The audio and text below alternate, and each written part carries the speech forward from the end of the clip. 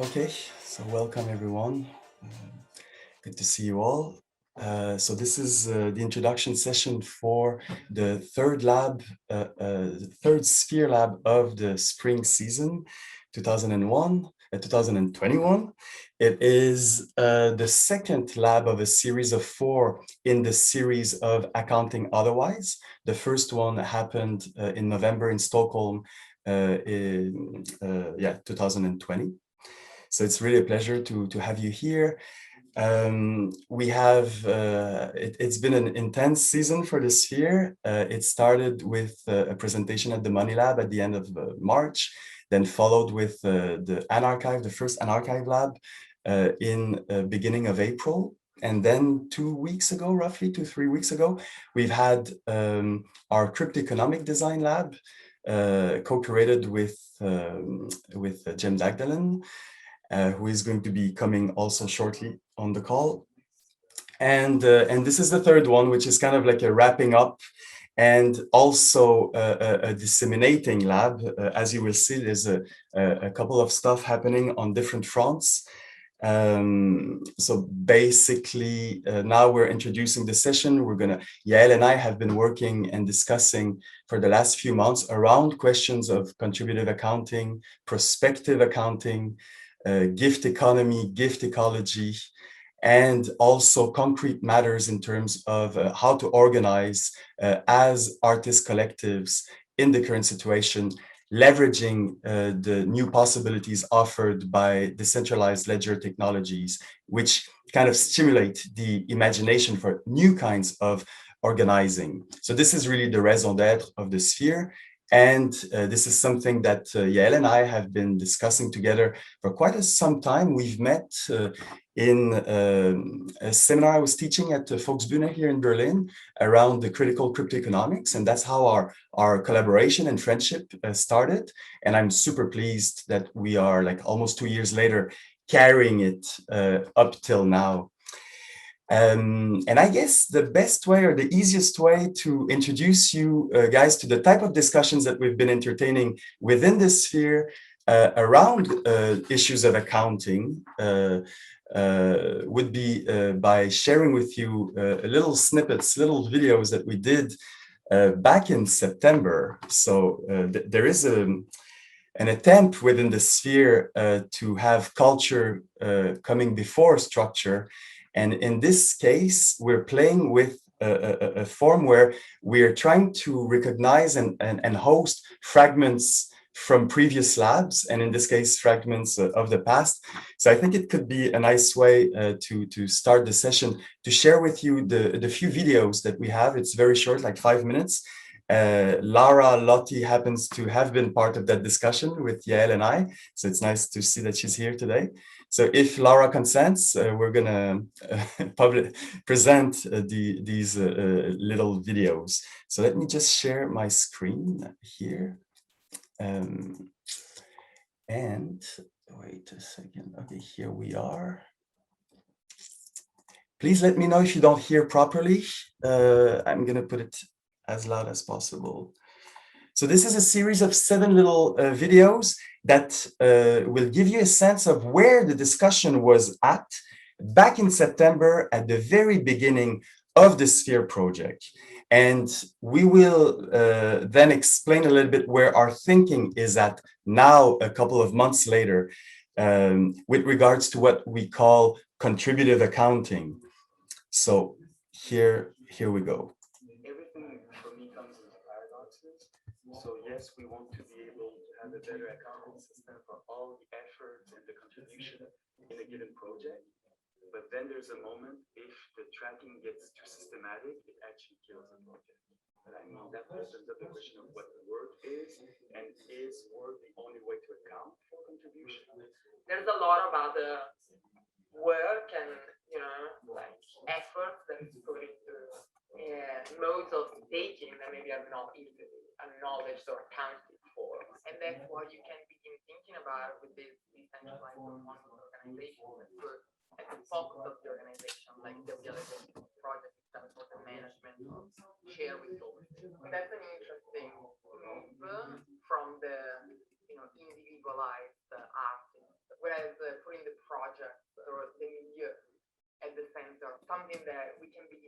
about thanks to what blockchain has made possible.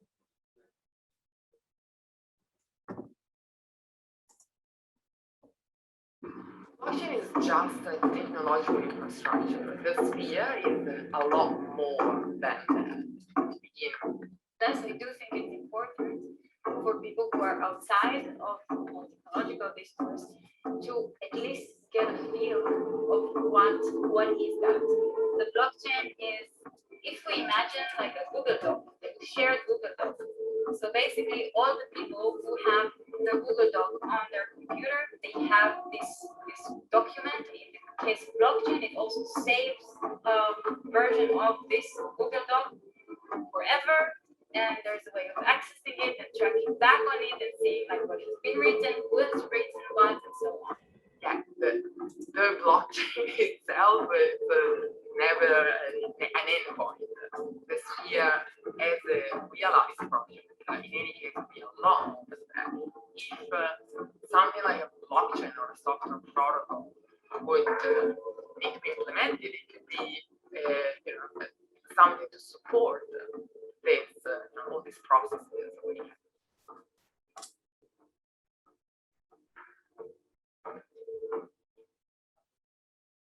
Archiving is a qualitative accounting. Then you have a hardcore accounting system for contribution, and then at the bottom of that you have cryptoeconomic speculative forms that venture into the future and say, oh, now that you've packaged that type of intensities and experiences, what else, with what does it resonate? Where could it go? What type of future does it open?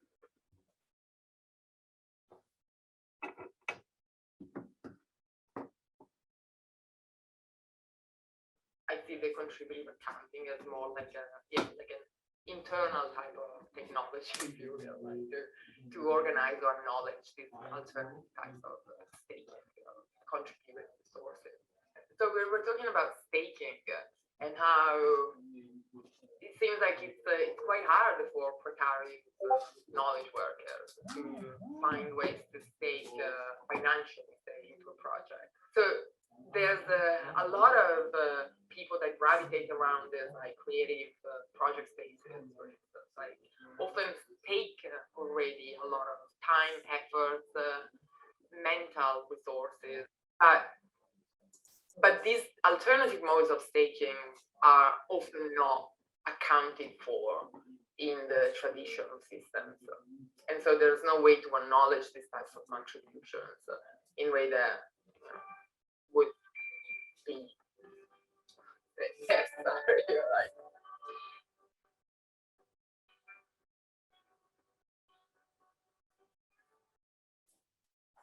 It's all mapping machines. I will try to say it properly. So what's the question? So anything that exists legally has been inscribed in a specific technical language to record, to make people accountable. There are consequences and responsibility attached to that type of formalization. And it's very easy to imagine the legal formalizations of the past, like legacy institutions, being translated and updated. That's where blockchain comes in as a trigger for imagination. We can start inventing new institutional forms because we have new modes of inscription of whatever mattered at the legal level in the previous iterations of our institution. So it's really, at the end of the day, it's Staatskunst is opening up the institution building imaginary again. And there's a huge appetite, I think, these days, especially in Berlin. Not only, but there's like this necessity to invent new institutions. And now we kind of see, oh, we have a new technology that is an institution building technology.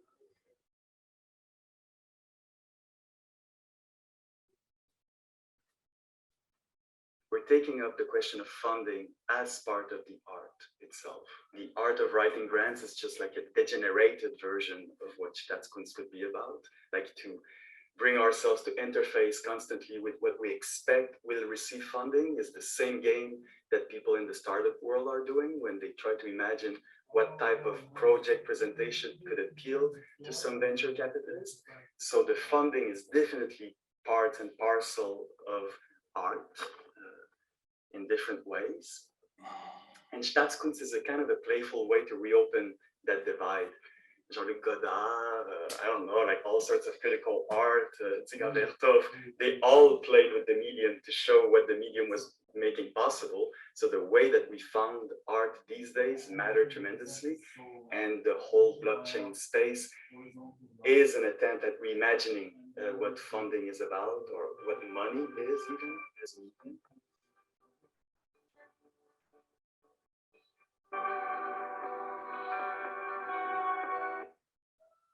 I love the word infrastructure, so to say hello to Stephen's programmer.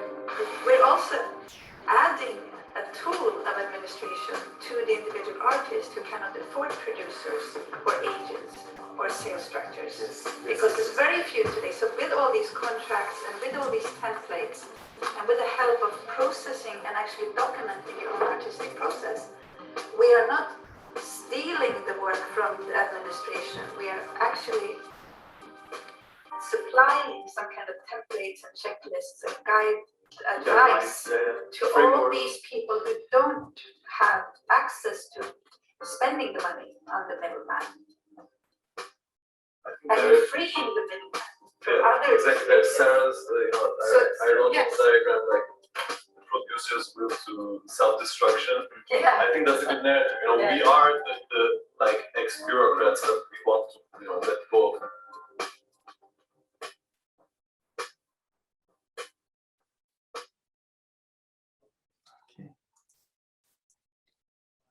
Okay, let me just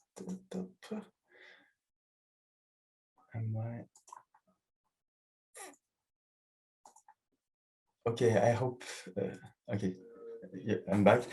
I hope it wasn't too painful for Yael or Laura. It was painful for me to listen to myself again from the past. But it's fascinating, I find, to see how, I don't know, one thing, I maybe, and Yael, you can pick up on that.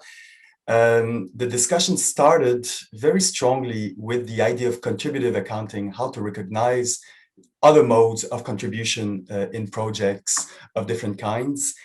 And that's because basically blockchain at the end of the day is a recording machine. You can record things differently. So it's an archiving machine. Within the sphere, we play with the idea of unarchiving things, but I mean, it's based on the idea that a blockchain is an archiving machine. And funnily enough, and this is really an open question, I think, that is at the core of the discussion with Yael and with the sphere more generally, is, and it's an open question really, is this kind of a tendency, or more than a tendency, a desire to move from simply asking, how can we register better the contribution to a given project, how to be fairer in the way that we record contribution, and slightly but surely started to move towards something that we started calling prospective accounting, or a way to call in the future and the present, a way of integrating the flows of desires and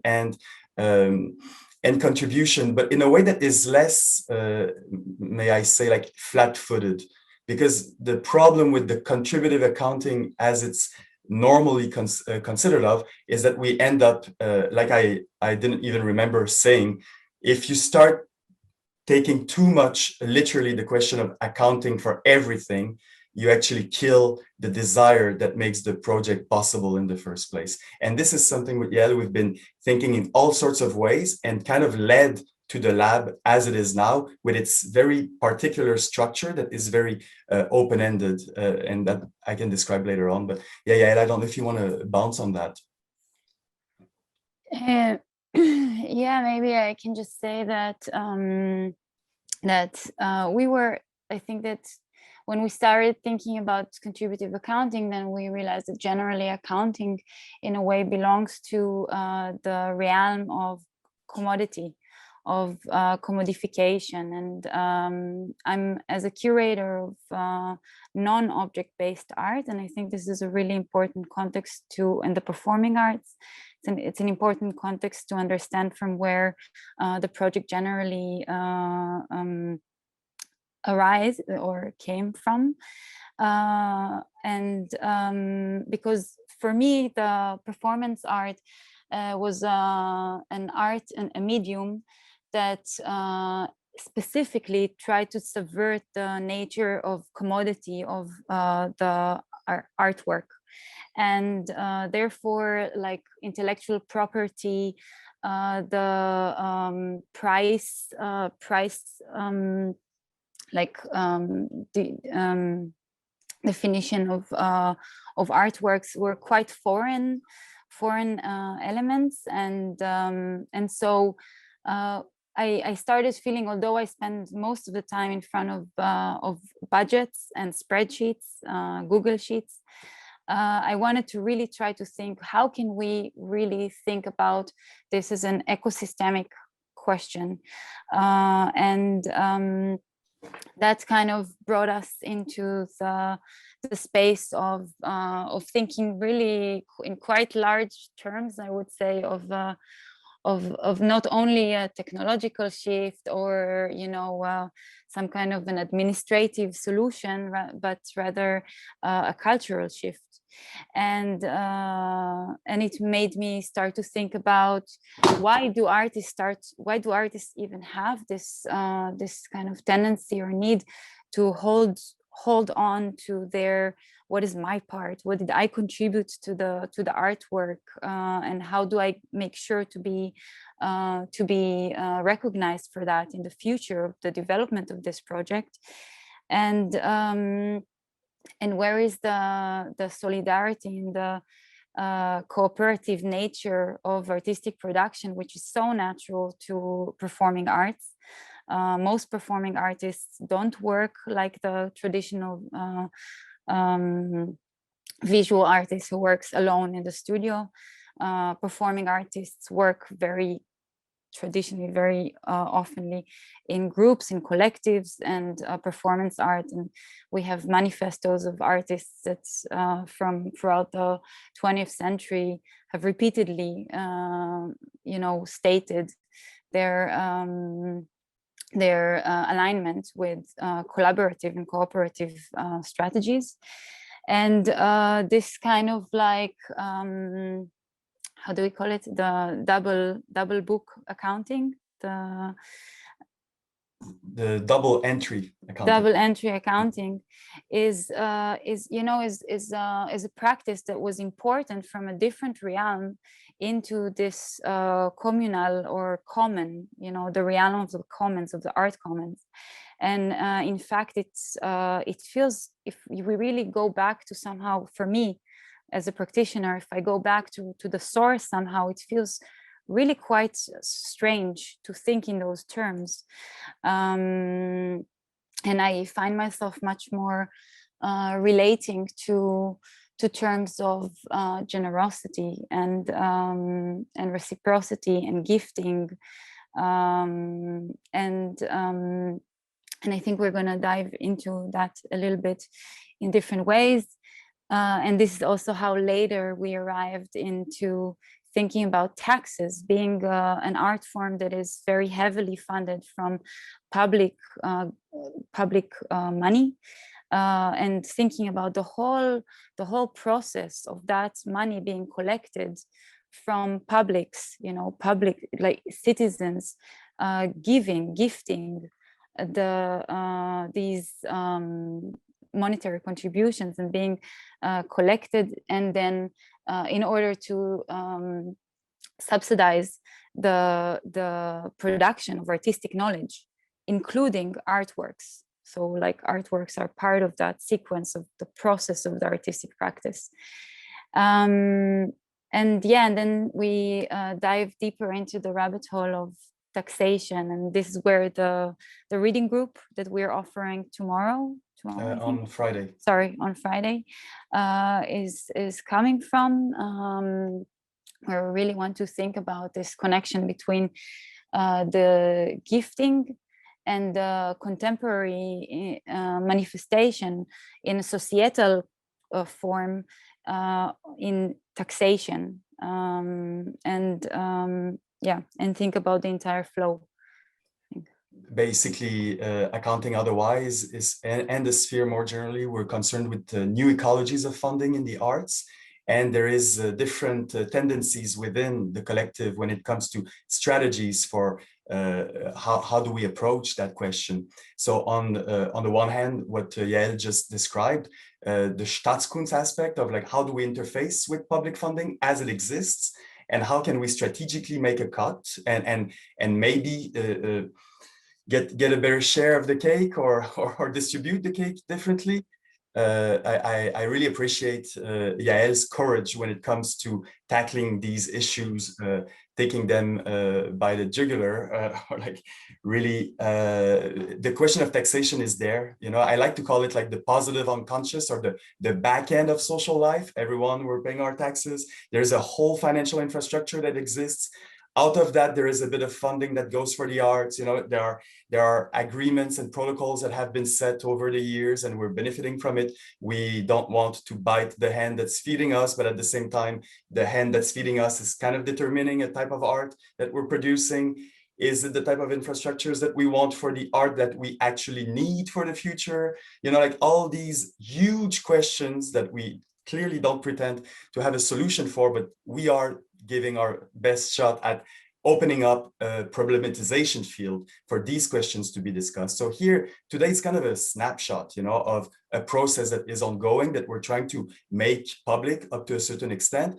And you will see like the way, I mean, the way that the lab is set is multiple in nature, because there's no one solution. Like on the question of contributive accounting, there's people that have been doing amazing work. I'm thinking of Disco, for instance, who are really thinking ways of having a better feminist economics, care work, acknowledgement embedded in the way that we recognize efforts and contribution within a project.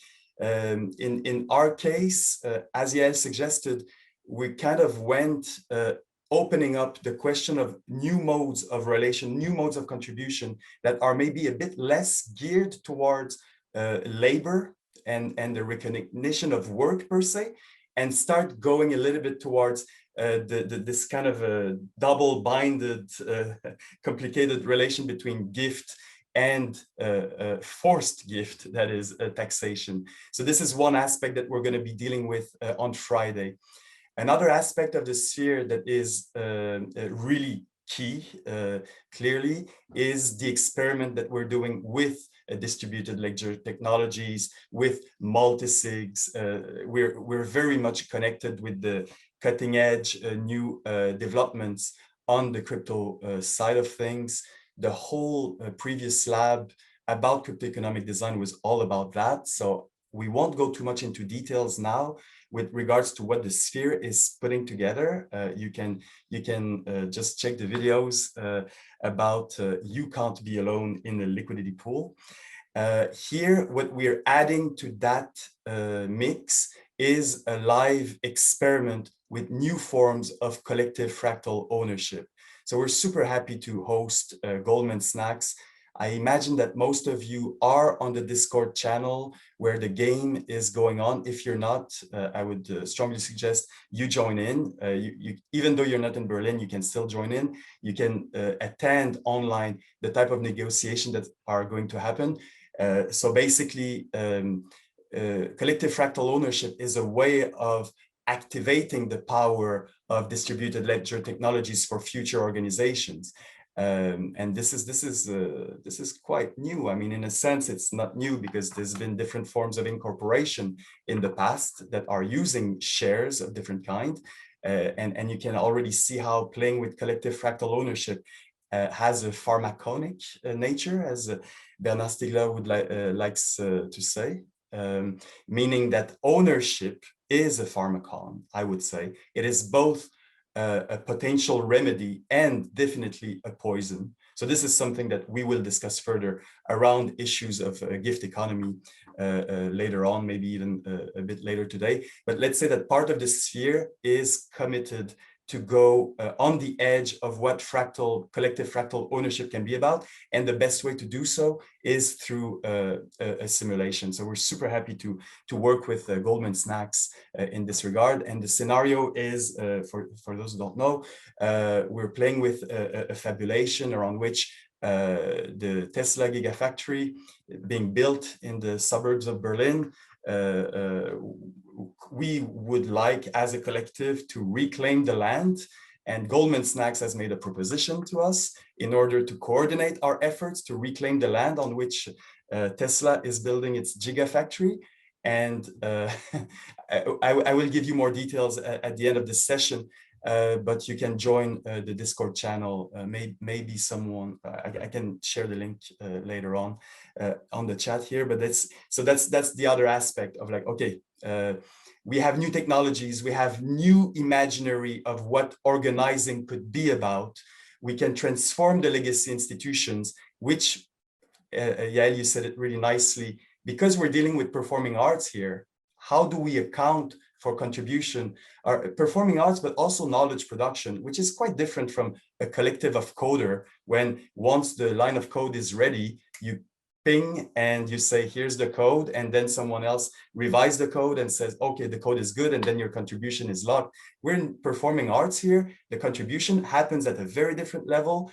There's also the knowledge production aspect, which is a very pragmatic, like how do you create collectives in which knowledge flows, in which knowledge can be generated? And we are very actively, pragmatically creating techniques within the sphere in order to do that. And the Anarchive is such a attempt. Joel is not here right now because it's very early for him in New Brunswick, but there is a very strong attempt within the sphere at thinking the passage between the informality of art, emission and production, and the way that it gets formalized into economic systems. And this is really a core aspect also of the sphere. And again, we don't have like, we're experimenting live. Maybe I can share my screen here to give you a sense of what this experimentation is about. I don't know, Yael, if you want to jump on what I said while I'm transferring a screen, or. Yeah, I think that it's the sphere is in that sense a really interesting playground, because really kind of going in all directions, and on the one hand seeing like what can technology offer in terms of new forms of organization, and on the other hand really also exploring sort of previous or alternative forms of being together and communality. And I think this is also where we arrived at the other part of the series of events for the next 3 days, which is the idea to try out and think about a proposition of union, cooperative, and DAO, decentralized autonomous organization, for performing artists or cultural workers, I would say, more generally, that provides minimum or universal basic income. Like, what would that mean for the artistic production? What would that mean for the relationships between the members of that cooperative or union? And what kind of accounting system would that then entail? Would we still be looking for the same kind of contributions or the same kind of recording and archiving that we are doing in the we're like working currently with, or would that allow completely new forms of collaborative production, collective production, and artworks? Thanks, Yael. So I'm going to share my screen and geek out just a little bit. So what Yael just explained, like this proposition of creating the spoon, which is, if you're familiar with blockchain language, is a soft fork. We can talk more about it later. But now I'm going to share my screen, and I'm going to share with you this session. We introduced it as playfully using front-end approach to explore the positive unconscious or back end of social life. So I'm going to share with you what I guess I can call officially my second diagram for this sphere. I presented the first one in the first contributive accounting accounting otherwise lab.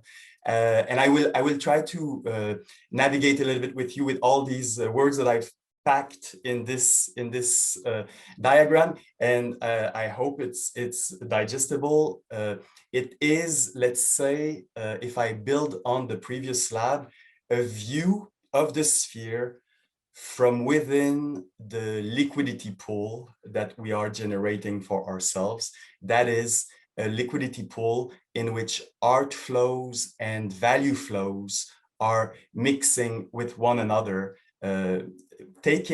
leveraging fully what performing arts is about, the full ephemerality, the full intangibility of performing arts, folding it in. And there's a bit of, I guess, philosophical or theoretical considerations that are brought in the mix, because I guess you need that if you want liquidity to flow, at least from my humble perspective. So I'm sharing the screen here. I'm gonna share with you basically a couple of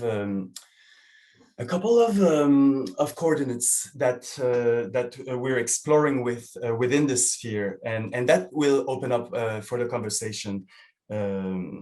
So yeah. I thought this quote was super nice for like thinking issues of accounting, but from a totally anthropocenic perspective, you know, like humans, or us the living, were just a minority, and a provisory minority within a greater cosmic scheme of things. This is an image that I personally really like. This is a fragment, as we like to call them in the sphere, that was produced during the Anarchive Lab as different anarchivists were attending a circus rehearsal and playing. So it's kind of an art of immanent attention, where we pay attention to the non-discursive power of circus as a practice. And then people were invited to just like draw, generate thinking, drop what we call fragments. And this one was offered by Gayatri. I think she's on the call now. And I particularly like it for this contributive, this Accounting Otherwise lab, because of what it opens up in terms of cosmic powers, you know, like it reads Cosmo Commons to negotiate a multiverse for cultural science codes, language, and futurity. And then you have the gravity slip, the culture slip, and this sentence that was pronounced by Jay Gilligan, a friend of the sphere. He was the co-curator of the first lab, the Anarchive Lab. So he says, I am a juggler, feel my politic. So really, what does it mean to do politics from the perspective of circus itself? So yeah, this is another way of saying that we're starting from the middle. We're starting from le milieu, as Deleuze-Guattari likes to say. And the milieu is made of loops and recursions and what we like to call digital souls. So this is from, this is a Pangea. It's a slide that Lara, Lottie and I created. Well, this one is specifically Lara. This is becoming an inspiration for some NFT curational power that we're developing. Maybe we can talk about it later. And this, sorry, this is just to introduce the diagram itself, but one technique that I find like we're discovering as we're going through these labs is that in order to keep, it's so easy to be critical of capitalism as it is. It's a much different challenge to create the conditions for risking and speculating and fabulating together. So I very much like this passage from A Thousand Plateaux, which is about how do we draw the protective circle around our precarious initiatives, around our precarious intelligences, and allow for conditions of collaboration of a different kind. So we actually take it very seriously, what it means to create the conditions for that type of collaboration to happen, which is something that I like to think of in terms of Cosmo Commons. And this is just a warning for what's coming next. That these issues, you see, like we're dealing with the big issues of new ecologies of funding in the arts, and well, we need to start from the the deep end of language, perhaps, and stop excessively dumbing down our language to make it understandable by state agents, for instance. So here is the mind map or the diagram that is kind of summarizing, or like this is a view taken from inside the sphere liquidity pool. let's call it this way. So it starts with the swirl of art and value flow at the center, and then the four coordinates of this crazy communist venture that we're in would be there's a tension or a continuum between on the one hand this commitment that we have in exploring decentralized ledger technology, distributed ledger technologies to create new forms of organization. So here on the right end of the diagram is called collective fractal ownership. What does it mean to have stakes and shares in each other's venture? And at the other end of that continuum is the idea of deep implicancy, which is another way of talking about gift economy that for some reasons I prefer. The expression comes from a wonderful film by Denise Ferreira da Silva and Arjun Neumann called Four Waters, Deep Implicancy. And it's basically the idea that I mean, at the end of the day, ownership is a construct, an artificial construct. It's an abstraction. It's a dangerous abstraction. It's an abstraction that's destroying literally the world that we're living in. And we need to somehow infuse a sense of deep implicancy in everything that we're doing. So that's something that we all agree on, but it's all in the making. It's the challenge is in the making. And here, maybe we can go on the vertical axis where the institutionalization happens. So Staatskunst at the bottom, you've heard us already use the term. It's a playful way of talking about both institution building imaginaries, but also the hard work of interfacing with really existing conditions of funding, especially in the arts. And on the top end, we have this idea of differential skin in the game. Skin in the game is an expression that's quite popular within the crypto space, and it's more of a financial way of speaking, where when you have something to lose, you speak and act differently. So there's kind of an ethic that is embedded in the skin in the game. The differential here is really to make sure that we're not just talking about money. There's many ways to stake oneself into a project, to implicate oneself in a project. So the differential here kind of opens up the whole spread of what it means to be part and parcel of a project or a process, for that matter. So I hope you're following. I hope it's not too much. Another way of talking about this tension between deep implicancy and collective fractal ownership is the tension between gestures and programs. I think this one is pretty self-explanatory. On the vertical axis, the relation between fragments and loops. So fragments now has kind of a technical meaning for the sphere. It's anything that we are producing or remembering that we're carrying forth, that becomes a way of acknowledging for the processes that we're part of. And the loop part is a bit what this lab is about, which is try to form horizons, try to draw circles in which these different fragments gain a new life and make sense differently. So these are like kind of like I could say a basic grammar that we're constantly playing with within the sphere as we're trying to deal with the very tough challenge of undoing business as usual. And business is a form of looping. There is a return on investment. A business is viable if and only there is a return on investment that makes it sustainable. So this whole challenge of making recursivities working for ourselves is the economical challenge that we're tackling with the sphere. So this grammar of gesture and programs, loops and fragments kind of help trying to formalize that for ourselves at the conceptual level. And then if you look at the 4 terms that are like, there's 2 diagrams in one here, because what I just talked about is enough as one. But now let's add this second layer where we have like 4 concrete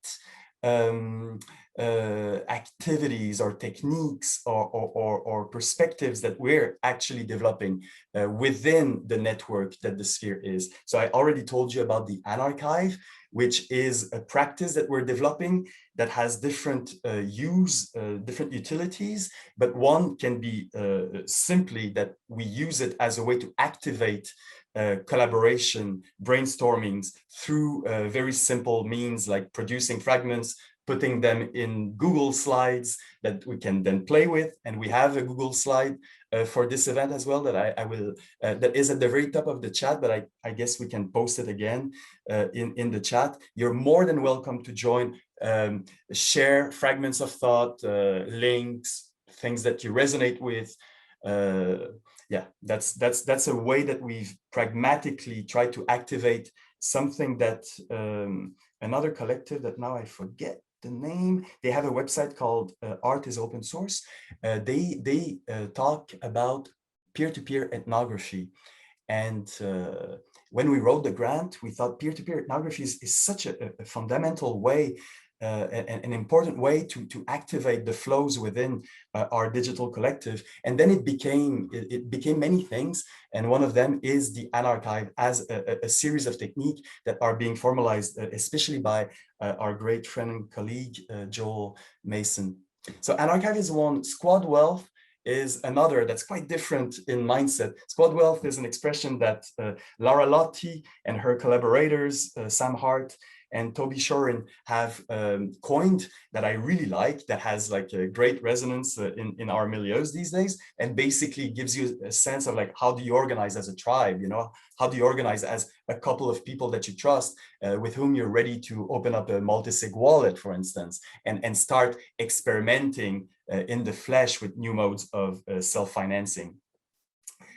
Crypto Scalable Common is kind of, I guess, another way of talking about DAOs, another way of talking about the kind of like institutions that we're imagining building translocally with the tools that we're using.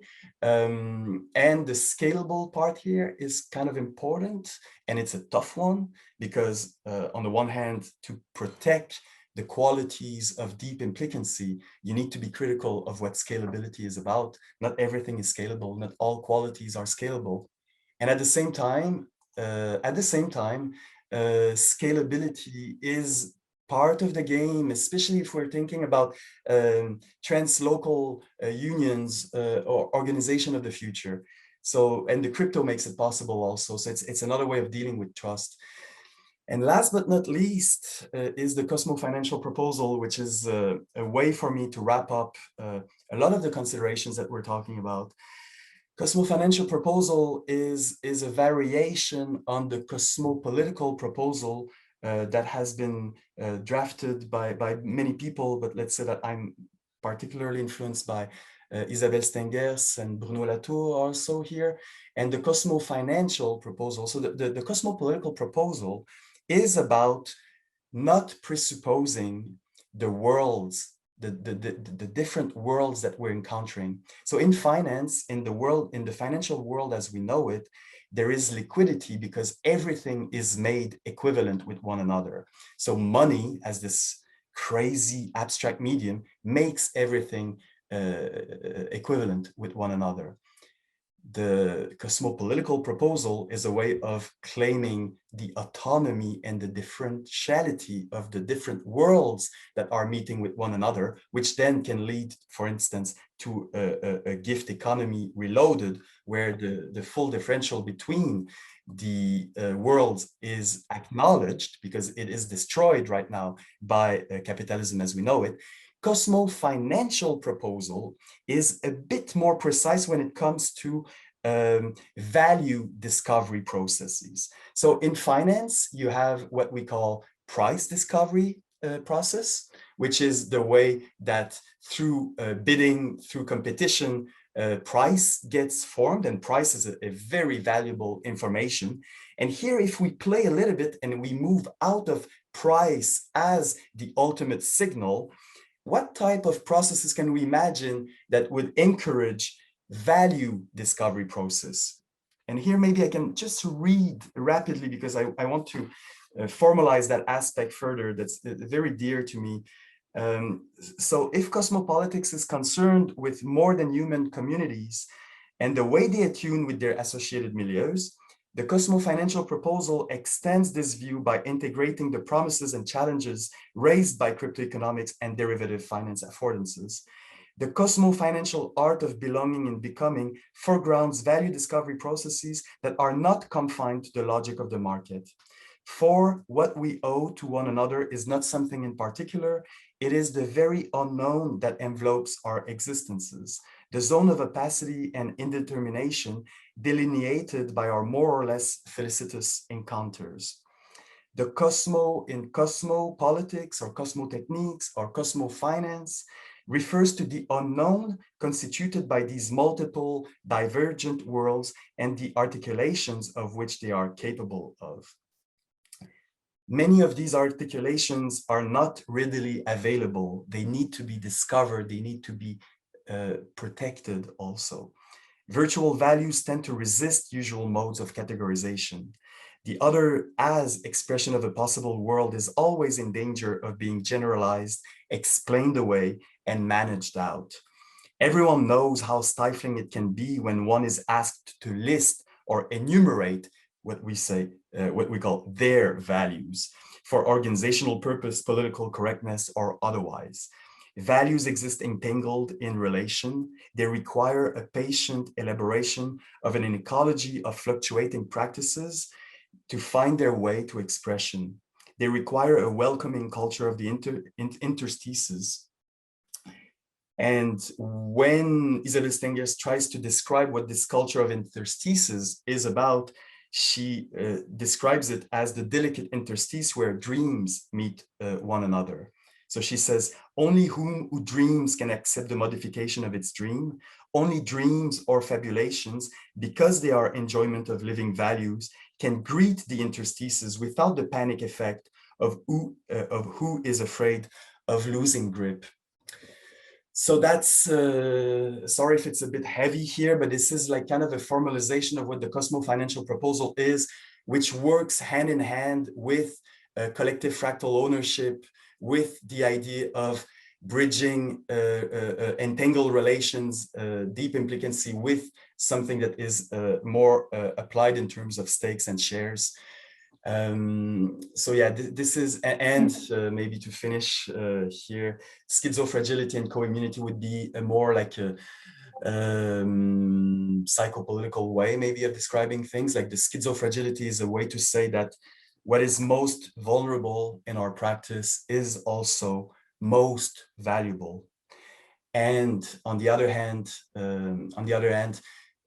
co-immunity practices is a way to describe the type of enclosures, protections, DAOs, crypto-scalable commons that we collectively design for ourselves, that are able to interface with ecologies of funding as they exist. You know, so the co-immunity has a real techno-social concern. It needs to be able to operate in Web 3.0, and we have like amazing people in the team working on that, especially I mean the partnership with Curve Labs, which is really fantastic.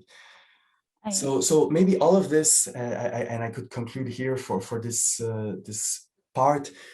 All here to say, maybe for some people this sounds too theoretical and stuff, but this is very pragmatic. Like everything I'm sharing here is like really part of the working process as we are holding volatility and holding different perspectives as they move through the sphere. And I think it's really important here to keep in mind the idea of the transductive, or that the sphere is a transductive milieu.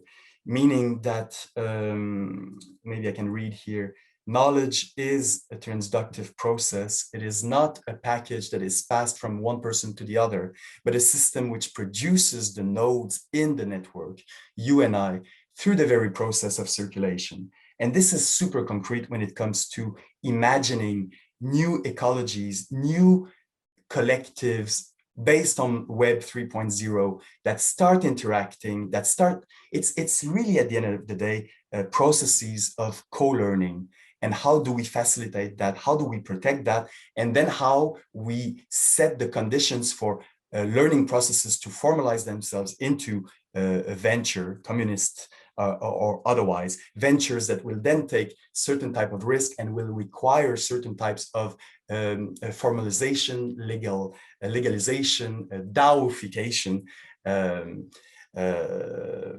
So you see what I mean? Like there's this tendency where we let things emerge, we allow for the porosity of influences, for knowledges of different kinds to come and inform the process. And then I would say the sphere ethics is to really hold that passage where we try to formalize things into existence and tackle the issue of funding in all of its guises. So hope it wasn't too much. It's there in the Google Doc. You can consult it further. We can discuss it further also if you have questions. Yes. I wanted to just thank Catherine for her intervention with giving sort of like a visual narration to some of the subjects that we were talking about, in the sense that this is also tied in super closely with the question of the Anthropocene and our place in this, in the sort of post-transition, or how do we get into the transition even, and I'm actually really curious to hear maybe something from everybody that's here. How do you feel about these questions, and maybe in your own practices as well? Where have you already run into these moments where you felt like this needs to be done differently, or maybe you already have some thoughts on that or practices? So I think it would be basically, this is my invitation to all of you to jump in, open your mics, open your cameras. We're in a pretty nice and cozy environment here. And I don't know if I agree. We can allow that to happen if anyone wants to. Otherwise, I mean, we will pay. We have our skin in the game here, Yael and I, so we will carry the day. No worries. If you want to hear more from us, we're here.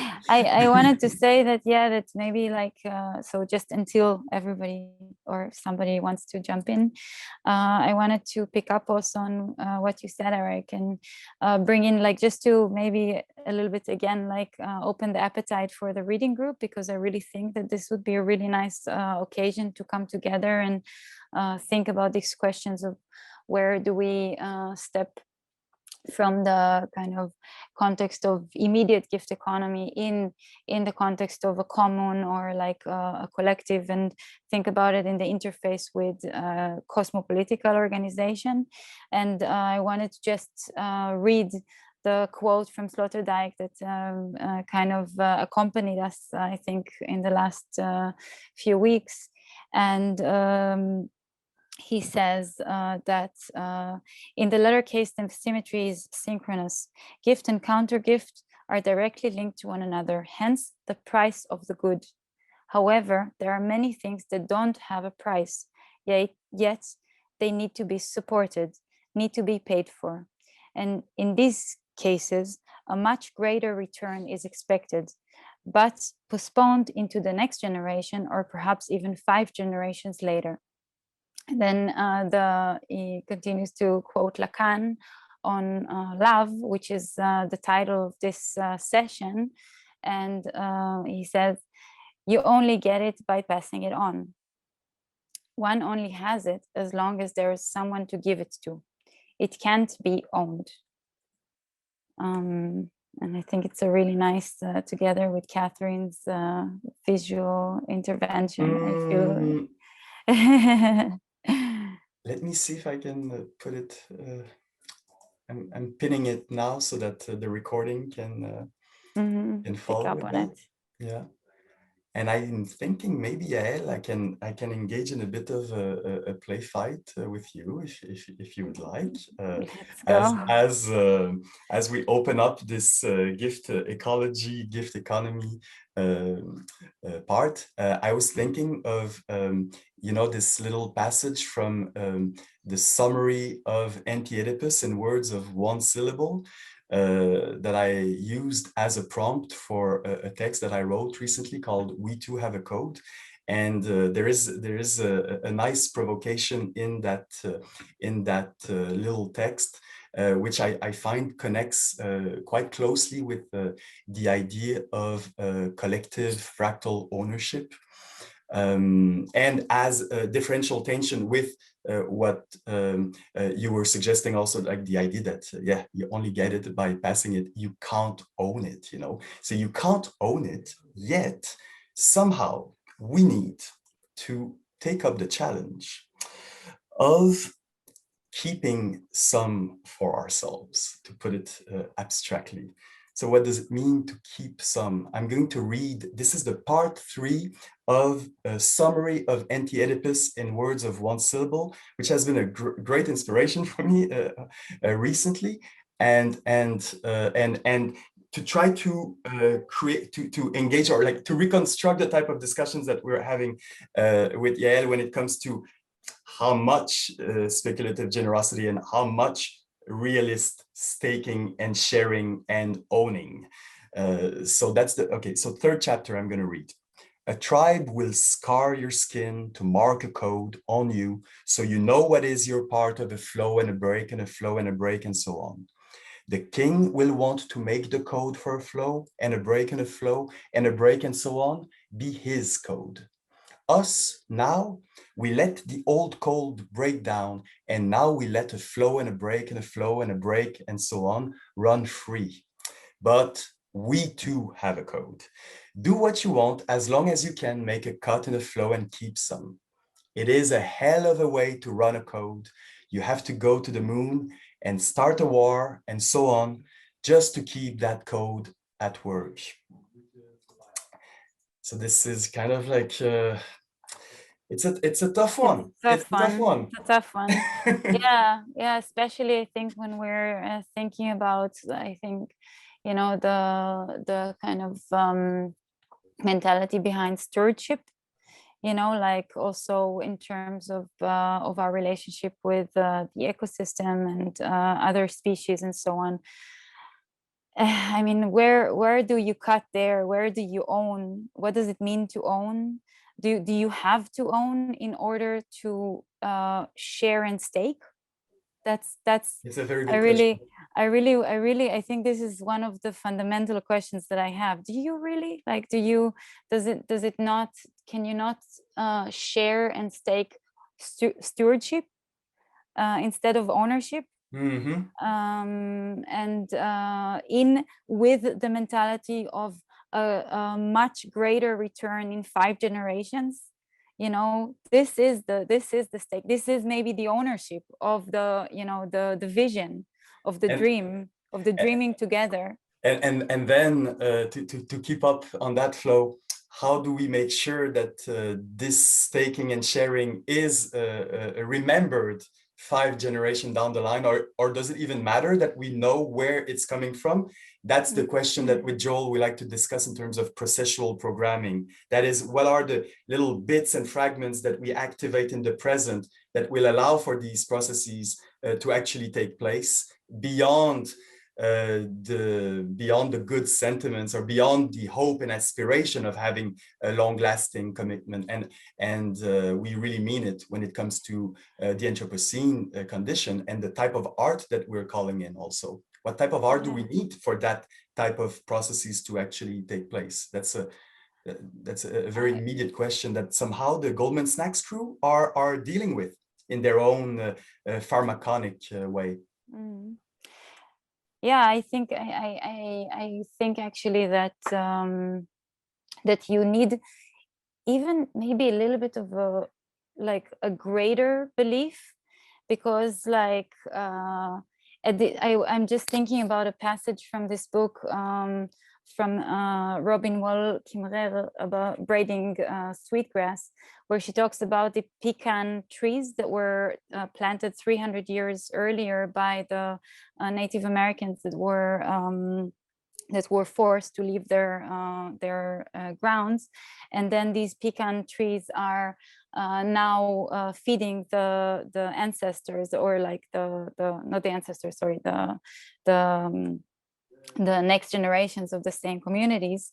And does that did they need to be, did their contribution need to be tracked? It is, it's just, it's there, it's manifested in reality to such an extent that there is no confusion, there is no misunderstanding about or need for for us to carve with rock and on a stone.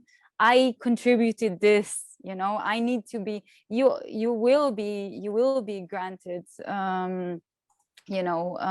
royalties for planting the pecan tree.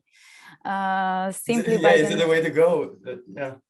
But it really takes such large scale staking, collective staking, and a belief that it's I love how you put it in terms of a greater belief. I think there's something there.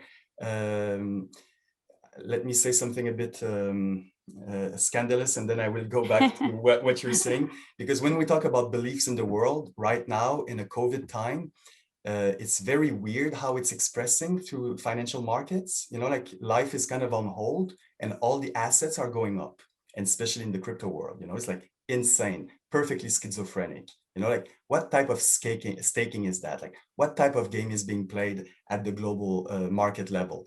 And in terms of new forms of organizing, GameStop, the mimetic economics going on around Dogecoin, Papa Doge, Elon Musk calling shots, like this is all happening. This is very real. This is going to have impact on the future generation. We're discovering new powers of mimetic organizing as we speak. And this is what I see. This is a belief in the world that is instrumentalized, commodified into financial language, into circulation of financial signals that make sense for people enough that they can cash out and make money. So that's the scandalous part, because it's the world that we're living in. It's the world of a certain type of ownership that is perfectly self-destructive. And our challenge is truly to bridge something that, I fully agree with what you were presenting before. How do we bridge that gap? How do we transform or destitute finance as it exists? And that's where I appreciate the type of pharmaconic work that Goldman Sachs is doing in terms of like, okay, let's go for collective fractal ownership. Let's go for the jugular. Let's see what would it mean to organize and claim the land on which the gigafactory is being built. It's a bit more of an offensive take. And it needs to be grounded in deep implicancy and an ethics of speculative generosity. And at the same time, here we have like, as Black Panthers would say, we take the weapon as we run. Like we pick up some of the weapons that are being laid out by crypto people, for instance, and we start trying to figure out how we could make a better use for them. Yeah. I just want to acknowledge the comment from Daniel in the chat. I don't know, Daniel, are you still here? Or he left? He's gone already. Yes. Okay, right. Yeah. Okay. yeah, just thought if you wanted So, to you want to read it? speak about. Yeah, Daniel was just saying very interesting. Thank you for this intro. Have to jump off. Sorry, I missed that part. But I've been quite interested in the idea of a DAO, as well as what value means if we start from a regenerative understanding rather than the generative one. Yeah. Yeah. So there's this weird place where we find ourselves in which degen finance, as we experience it in the crypto world, holds powers of organization, of contamination, of contagion of affects of a different kind. This is like, as we speak, this is COVID produced type of a global affect. And maybe to formalize a little bit that passage from the degenerative to the regenerative, I've been working quite closely with Bernard Stiegler's way of conceiving of the passage between the Anthropocene to what he calls the Neg Anthropocene. So maybe I can share my screen for this one and show you. It's an excerpt from his book called the Neg Anthropocene, and it kind of answers, or at least tries to suggest a direction in which to keep on problematizing and formalizing this passage between finance and ownership as it's currently existing towards an avenir, as Stila puts it. So it's the question of measurement, basically, like you were suggesting before, Yael, like what type of measurements do we need? Do we need to measure the what we call ecosystemic services of every pecan tree and trace back the contribution to the people that have made it possible? Is it the way to go? Is it the way that we're going to hold humanity responsible for its impact on the planet? I mean, it's a true question. It's really open. I don't know what dosage we need of that all-in accounting. Stiegler here says, if there is a future, avenir, and not just a becoming, devenir, the value of tomorrow will lie in the constitutive negentropy of the economy to come of the Neg Anthropocene. For such an economy, the practical and functional criteria of differentiation between becoming and future must form its criteria of evaluation. Okay, so this is super abstract, but basically he makes a distinction between business as usual, where he calls it devenir, or just automatized becoming, versus the capacity to truly open up a true possible, a possibility, a true novelty. So what he calls avenir, which in English would be to come. So the to come opens up a radically differential spread, where the becoming, this is Stiegler's language, this doesn't map with Deleuze, but here a simply automatized becoming would be just the business as usual as we know it. And I forgot, okay, this slide, I forgot where it's from. It's not from the Anarchive. It just like it found its way through. But I like the paradox that it's staging, in the sense that we need an unknown language. We need, it matters what measures. It matters what world, as Donna Haraway says. And here we have kind of a variation on that, where I don't know if you want to, I can read it. It's a bit mysterious. It's a bit poetic, and I truly don't remember where it's from. Maybe from Anne Carson, Economy of the Unlost, maybe. An unknown language is a rose meteor, because what doesn't ebb off leaves lines. An unknown language is held in a quasi-steady state until someone reads it for the first time. Then it becomes toroidal, streaming lines. An unknown language is non-dimensional, and so it can't be written down. So what are you looking at? You need a code to look at the unknown language. I really like that. I like how the entanglement of that part. You need a code. We too have a code. We don't know what we're going to be reading with it. It's an unknown language, but we need it. We need to be there together at this threshold. Kate, I see you all the way from New Zealand. I don't know what time it is for you here. Oh, it's late. I'm sorry that I could not speak when you asked for people to speak. I was putting all the leftovers from one big pot into another big pot just at that moment, and it felt very wholesome. It felt like a material offering, but you were not able to witness it. I love what you just read so much, though, the unknown language, and it's making me wonder about all this relational work that you do in the preparation of whatever these encounters are you are creating together. You know, there's something in the connections between everyone, in this excitement about possibility together. But is that a code, or is that an embodied energy? Is it, yeah, is it something which has a living form? And it seems so generative. I'm always so excited when I see your events.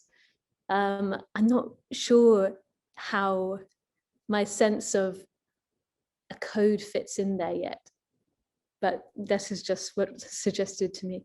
I really relate to what you're saying, I think, in the sense that I'm doing another project right now that has to do with future speculation, and it came from a very personal place of a serious kind of like crisis of thinking about the future, you know, like, and then the only sort of place that I arrived at is that at least if I cannot, first of all, that thinking about the future is not something that I can do by myself, or even when it's done, if it relates to my personal private future, and it's something that I rather do with other people, and I want to do with other people, and it's a practice, like it's a practice of sitting together and thinking together about the future that already makes that, you know, it's actually not even about the future, it's just about the practice of sitting, you know, around the bonfire and just sharing that. And I think in that sense these events have a little bit of that nature, and I think more than the code, you know, it's like we're actually sitting together and trying to figure out the code, you know, and to figure out what would it mean to try to make a code, you know, and I think there's something really comforting about coming together, and you know, just by it's reclaiming, it's a reclamation, no, it's a reclaiming of the you know, of the means of our existence, you know, like just by the simple fact of coming together and making space to think about these things collectively.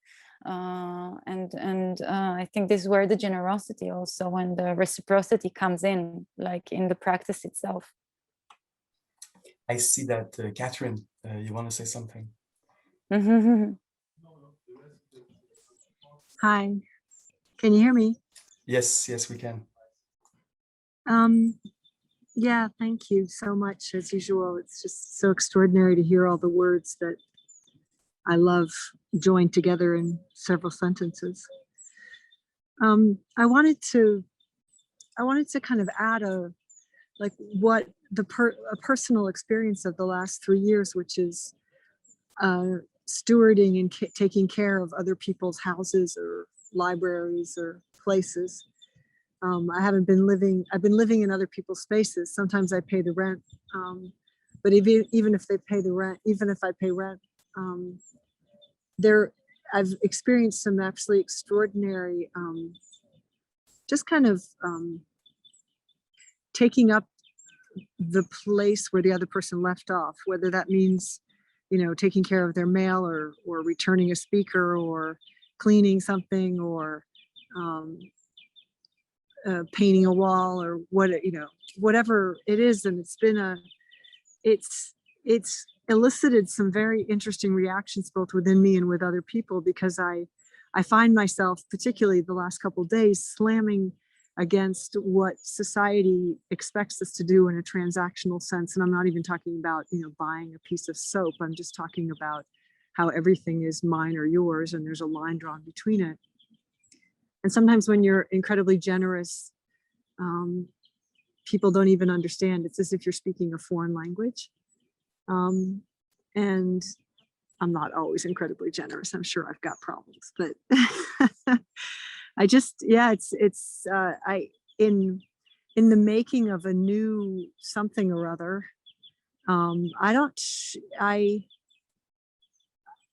there's something about the collectivity of, yeah, I don't even want to call it ownership, and also the nonsense of language. I mean, I've been recording stories for my nephew for the last couple of weeks, and he's only 4, but I've always spoke to him in absolute nonsense, a little bit like the last thing you just read, which wasn't total nonsense, but it isn't logical in a Cartesian sense. And the more we do that, the more he smiles. So I just, yeah, it's kind of I guess I just wanted to tell you that I've been living what we're trying to do in a microcosm way, and they slam into each other. The last thing I'd like to share is yesterday I just was on a highway and driving my bicycle, and there was a huge sign advertising a housing development north of Biarritz. And there was a woman with a cup of coffee and a house, like a computer drawn simulation of the apartment building that was going to be built that you should buy an apartment in, which had a couple of scraggling plants coming off the side of it. And it said, buy at Évolue le Sens or something like that. It's combining nature and life, or nature and ideas. And those kind of signs can actually put me into tears. And that's why, and I say that because I think what we're talking about is so lovely, tender, and fragile. Thanks. Thanks, Catherine. It's always a pleasure. It's been really a pleasure to have you with us all through the 3 labs. Actually, it's yeah. Yes, please. I can also share maybe just like a personal anecdote. I was telling Eric that now when I'm here in Israel, and I met my best friend from high school, which we haven't actually met for 20 years because she became religious, like Jewish religious, and she lives in a religious community. But in fact, it's a religious community that practices gift economy. And that's actually, gift economy is actually integral somehow to practicing Jews. In the religious law, it's kind of integral.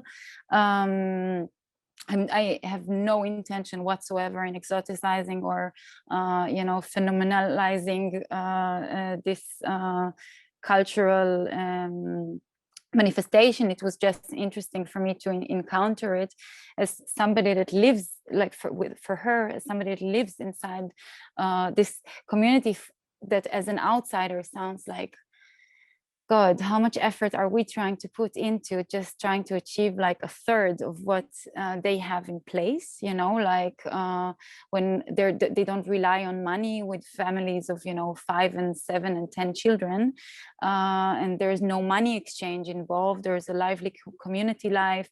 There is absolutely co-immunity.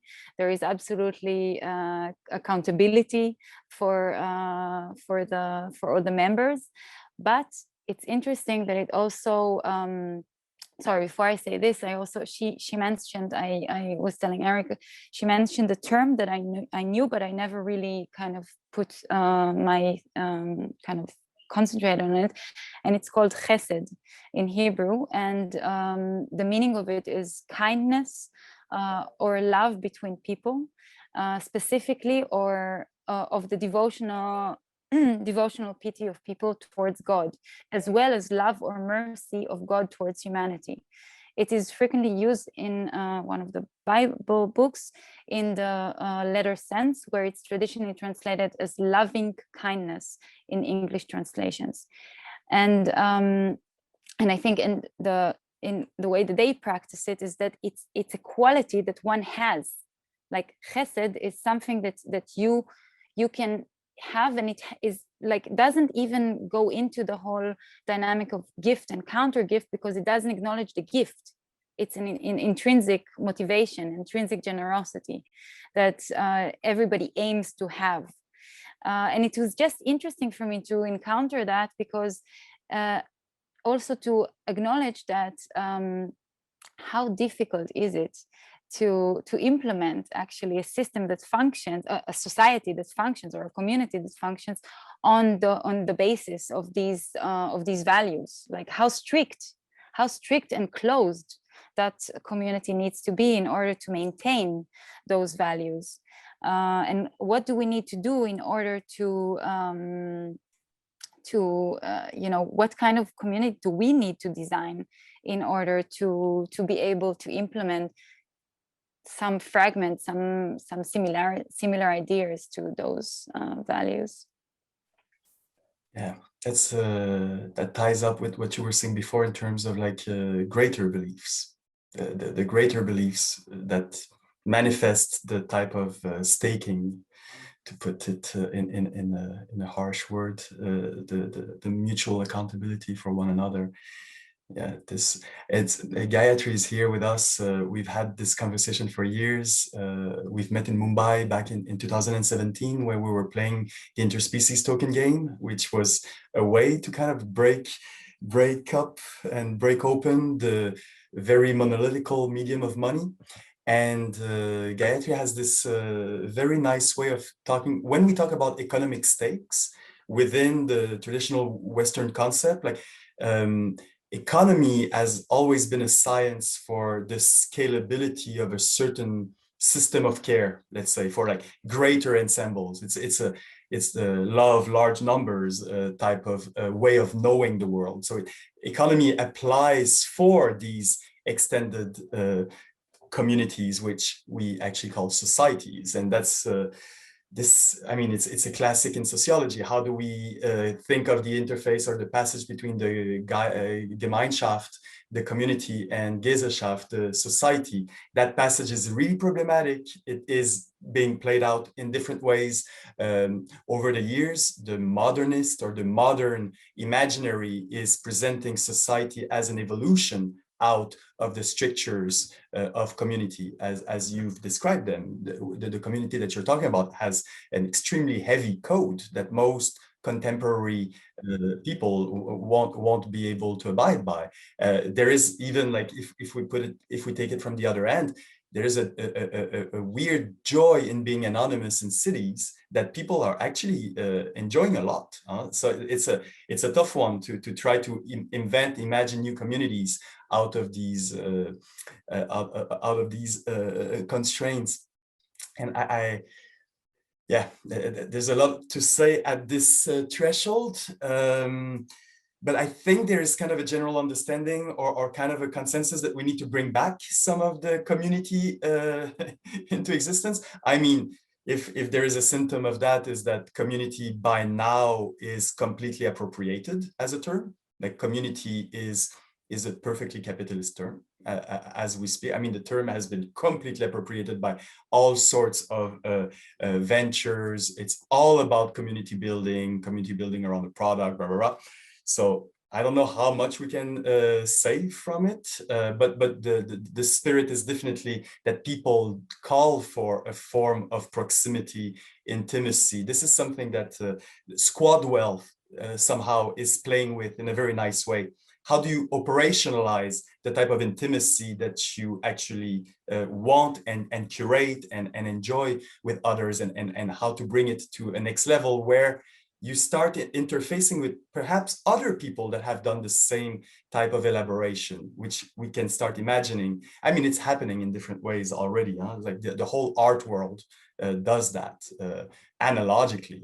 It's not like we're not talking about like something that's totally out that the technology suddenly makes possible. I mean, there's been interfacing going on forever. It's just now we have maybe more urgency and the tools also to intensify that process. And I'm thinking here of a super nice text that Kia Kreutler from Gnosis has written recently. I can share maybe the link later on. It's called Inventories, Not Identities. And it's a very nice way to play with, instead of being any identity in a soulless society where you only interface with others as an individual with your own identity interfacing, what if by creating multi-sig wallets and other forms of commonizing, we start having inventories, like little collective archives that are playing the role of the interfacing with other types of collectives doing the same type of game, which doesn't encompasses the whole of sociality. There's like many things that will not be befitted by these new modes of interfacing, but there is a real experiment in jumping into these forms of collective ownership of inventories that are fluctuating, and that I mean, it's a bit like what we're doing online with our avatars, with these things that we're sharing, but then bringing up maybe one notch further the web of value or web 3.0 capacity, so that we create what Geert Lovitt likes to call network with consequences. Like, how do we articulate this passage towards the consequentiality of the networks that we're embedded in, I guess would be a way to formalize it. It's very funny. Sorry, yes, Catherine. Yeah, I just wanted to say in response to that, that I think there's a balance to have. People often here in France, they'll say, oh, we want to work on this thing that's going on, so we're going to create an association. And by the time they create the association, they're so busy administrating it that they forgot what they did it for. So I think there's a lot of improvisation. And this is, I mean, exactly this campfire of these three sphere things, whatever we're doing is, you know, it may the organization arise that's necessary, you know, and not try to nail things, though I understand maybe within the internet or within the funding sharing kind of things, we need to create things, but let's do it in the same joy of pecan trees and campfires. I so vibe with that, Catherine. I mean, this is so fundamental for any organization, really, to live and go forward and allow for transformation. It's yeah, it's definitely a challenge. I was also going to say, it's very funny also, like we started at 11, now there's more people at the beginning, and it's just like a flow going on. So maybe I'm thinking maybe we could wrap up somehow and kind of like gestures towards the next stations that we're moving towards. So basically, if I go chronologically, starting at 3, on the Discord channel, I will put the link again for people who haven't joined it. On the Discord channel of Open Park, I think that Goldman Sachs is going to release the playbook for the scenarios that is going to be unfolding from 5 to 7 in a park here in Berlin. If you have any questions, just ask me. I can show you where all the information is. I mean, it's available on Discord. So yeah, at 3, release of the playbook. If you join the Discord before that, you will be placed in one of the 4 or 5 teams that will be playing this collective fractal ownership game around Tesla Gigafactory. So this is for tonight. And then from 5 to 7, we're going to have the LARP in situ. For the people that are not in Berlin, there's going to be a negotiation and reporting and dynamic within the teams on the Discord channel. And this is going to go on until basically tomorrow. Tomorrow at 3, there's going to be a 2 hours frame where we're going to kind of have a wrap-up assembly presentation of the negotiation between the different teams. So that's so the in-between time is kind of an open space, basically. Open space for negotiating on Discord, or do whatever else you're interested in. And that's basically, we try to make it light this time for ourselves also. So this is open. I'm gonna there is the link for the newcomers. There is the link of the Google slide where I've started putting some stuff, brought some stuff from the previous labs. It's kind of our like a collective brain storming apparatus, mind mapping around the things that we're discussing. And then I don't know, Yael, if you want to present Friday. Yeah, sure. So we have in Friday morning, we're going to have the reading group where Eric is going to guide us through the text from Sloterdijk. I actually don't have in front of me the title of the interview. If you want to say it, yeah, okay.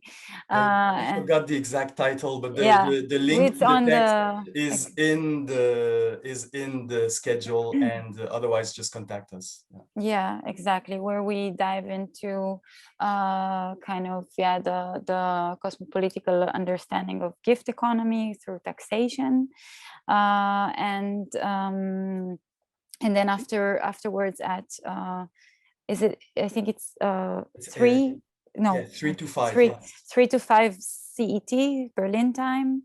We're going to be presenting the speculative institution called the Spoon, which Eric was also reminding me, because I didn't say that the spoon is the idea of like a soft fork from the blockchain's realm, because there is an institution, an association in Berlin, which is called LAFT, which we've been in contact with, and it's an association that represents the independent performing arts in the city. And we would like to experiment with the idea of converting it maybe to some kind of a cooperative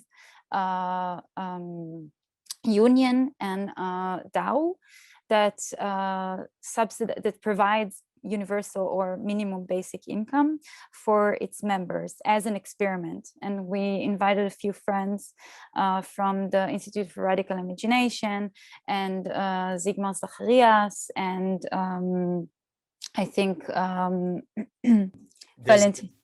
Valentina Desideri, yeah, and Ella Kegel. And Ella Kegel a great ally when it comes to digital co-op formation. Exactly, like that we will be listening and exchanging thoughts on what would it be like if we were to establish some kind of an institution like that.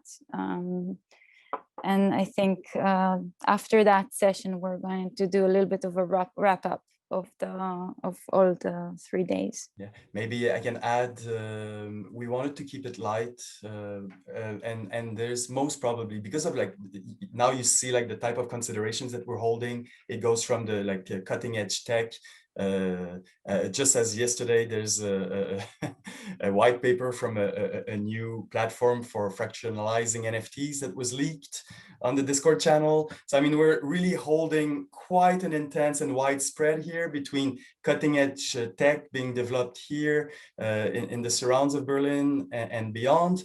And then at the opposite, but that's exactly the challenge and the commitment, is to hold also the space for new beliefs in the world to emerge, new ways of activating what we like to call speculative generosity processes. And we really think that for the sphere to succeed, these components need to be held together with enough concretization also, like the idea of the digital co-op / union based on DAO and transparent management tools is a very serious proposition that we're going forward with. And this will be kind of like the first iteration, and there will be more following up in the fall. And maybe the one last element is that there will be something like more like kind of maybe seminar format. Let's see, around issues that we're presenting today, that we will unfold more specifically, because these are big questions that deserve a specific type of attention. And yeah, now we're trying our best to hold it all into one session, but I think it deserves more specific development on each of the terms that we're developing. So that is also going to follow in the next couple of months.